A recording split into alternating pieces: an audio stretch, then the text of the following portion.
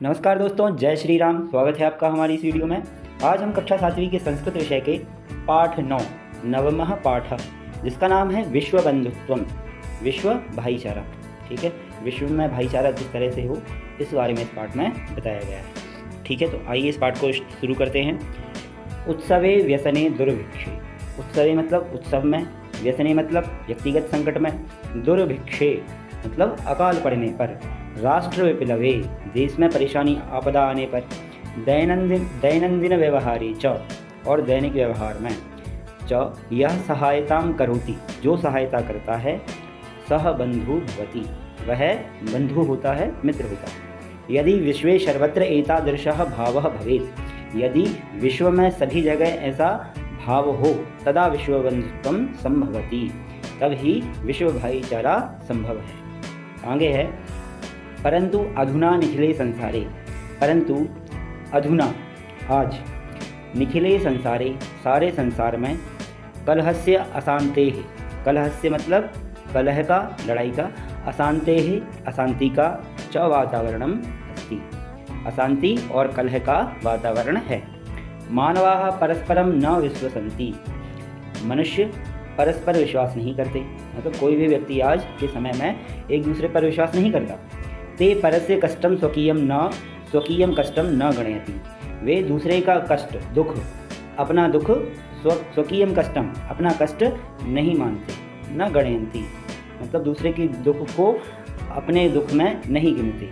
ठीक है, अपि च समर्थाः देशाः असमर्थान देशान प्रति उपेक्षा भावं प्रदर्शयन्ति, मतलब केवल व्यक्ति ही नहीं, जो समर्थ देश हैं वे भी असमर्थ देशान प्रति, असमर्थ देशों के प्रति उपेक्षा भावं प्रदर्शयन्ति, उपेक्षा का भाव दिखाते हैं। तेषाम उपरि स्वकीयं प्रभुत्वं स्थापयन्ति, और तेषाम उपरि उनके ऊपर अपना प्रभुत्व स्थापित करना चाहते। संसारे सर्वत्र विद्वेषस्य शत्रुतायाः हिंसायाः च भावना दृश्यते, संसार में सभी जगह विद्वेष, शत्रुता और हिंसा की भावना दिखाई देती है। देशानां विकासः अपि अवरुद्धः भवति, इस वजह से देशों का विकास भी अवरुद्ध मतलब रुक गया है। ठीक है, इसके बाद इयं महती आवश्यकता वर्तते, यह बड़ी आवश्यकता है, महती आवश्यकता वर्तते, क्या आवश्यकता है, यत एकः देशः अपरेण देशेन सह, एक देश दूसरे देश के साथ निर्मलेन हृदयेन बंधुतायाः व्यवहारं कुर्यात्, साफ हृदय से, साफ मन से मित्रता का व्यवहार करेगा। विश्वस्य जनेषु इयं भावना आवश्यकी, कुर्यात् मतलब करे, विश्व में जनेषु लोगों में यह भावना आवश्यक है, मतलब एक दूसरे के साथ में हमें मित्रता का व्यवहार करना चाहिए, ये विश्व की ही बहुत बड़ी आवश्यकता है।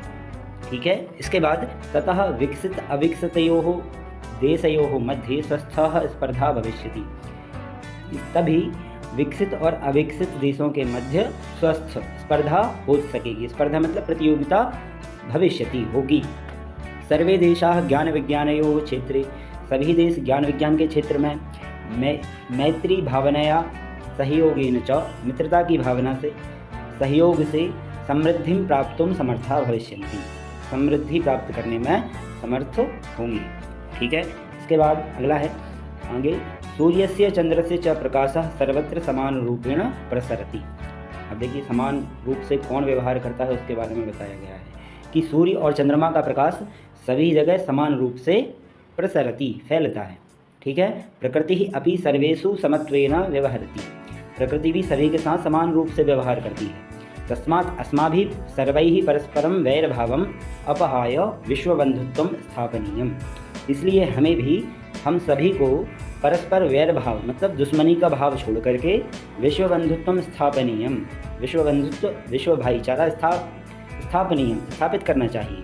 अतः विश्वस्य कल्याणाय एतादृशी भावना भवेत्, अतः मतलब इसलिए विश्व के कल्याण के लिए ऐसी भावना होनी चाहिए।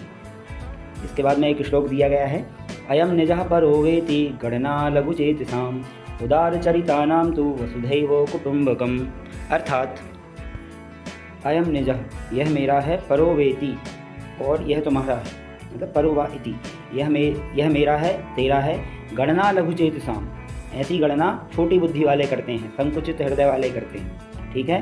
तेरा मेरा जो करते हैं, कहने का मतलब ये है कि तेरा मेरा जो करते हैं वो छोटी बुद्धि वाले लोग होते हैं। उदार चरिता नाम तू, जो उदार हृदय वाले होते हैं वो वसुधैव कुटुम्बकम, इस सारी वसुंधरा को, सारी पृथ्वी को ही एक कुटुंब, परिवार मानते हैं। ठीक है। इस पाठ के माध्यम से हमें विश्व बंधुत्व की भावना का संदेश दिया गया है कि जो आजकल देखने में आता है कि हर व्यक्ति एक दूसरे से प्रतियोगिता करने में लगा हुआ है और वैर भाव की भावना उसमें विकसित हो रही है, एक दूसरे के प्रति द्वेष की भावना फैल रही है। ठीक है।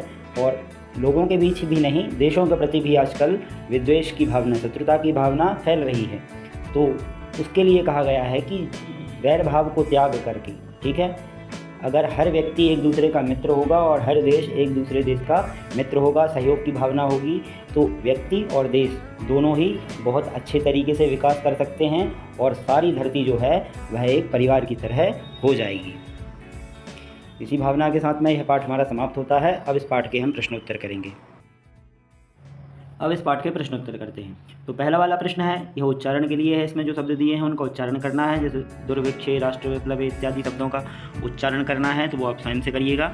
और दूसरा वाला प्रश्न है, इसमें हमें मंजूषातः समानार्थक पदानि चित्वा लिखत, ये जो आपको मंजूषा दी गई है इससे आपको समानार्थक शब्दों का चयन करके और उनके सामने रखना है। जैसे स्वकीयम, स्वकीयम का क्या हो जाएगा आत्मानम, अवरुद्ध, अवरुद्ध का क्या हो जाएगा बाधितः, कुटुंबकम, कुटुंबकम का क्या हो जाएगा परिवारः, अन्यस्य, अन्यस्य का क्या हो जाएगा परस्य, परस्य। उसके बाद अपहाय, अपहाय का क्या हो जाएगा त्यक्त्वा। इसके बाद समृद्धम, समृद्धम का क्या हो जाएगा संपन्नम। कष्टम, कष्टम का क्या हो जाएगा दुखम। निखिले, निखिले का क्या हो जाएगा, अब एक ही बचा है तो हो जाएगा संपूर्ण। ठीक है। इसके बाद में दूसरा वाला प्रश्न समाप्त होता है। इसके बाद तीसरा वाला प्रश्न, तीसरे वाले प्रश्न में हमें दिया गया है रेखांकित पदानी संशोध्य लिखत।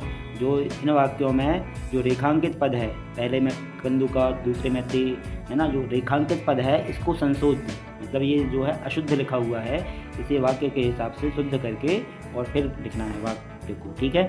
तो पहला वाला है छात्राः कंदु क्रीडा क्षेत्रे कंदुकात क्रीडन्ति, तो कंदुकात की जगह हो जाएगा कंदुकेन क्रीडन्ति।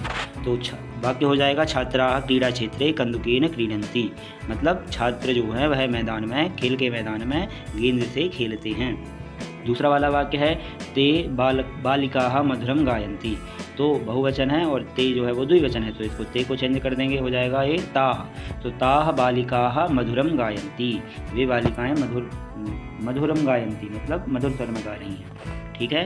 तो तीसरा वाला है हम पुस्तकालयेन पुस्तकानि आनयामि, तो पुस्तकालयेन की जगह हो जाएगा पुस्तकालयात्, तो अहम पुस्तकालयात् पुस्तकानि आनयामि, ये वाक्य हो जाएगा। इसका मतलब होगा मैं पुस्तकालय से पुस्तक ला रहा हूँ। ठीक है। इसके बाद चौथा वाला है त्वम किम नाम, त्वम किम नाम की जगह, त्वम की जगह हो जाएगा तब, तो वाक्य हो जाएगा तब किम नाम। गुरुम नमः, तो अंतिम वाला जो है वो गुरुम नमः, तो गुरुम की जगह हो जाएगा गुरुवे, तो हो जाएगा वाक्य गुरुवे नमः। इसके बाद चौथा वाला प्रश्न करते हैं। इसमें मंजूषातः विलोम पदानि चित्वा लिखत, मतलब मंजूषा से विलोम शब्दों का चयन करके लिखना है। तो शत्रुतायाः, शत्रुतायाः का विलोम मतलब उल्टा होता है, तो शत्रुतायाः का उल्टा क्या हो जाएगा मित्रतायाः। पुरा, पुरा का हो जाएगा अधुना।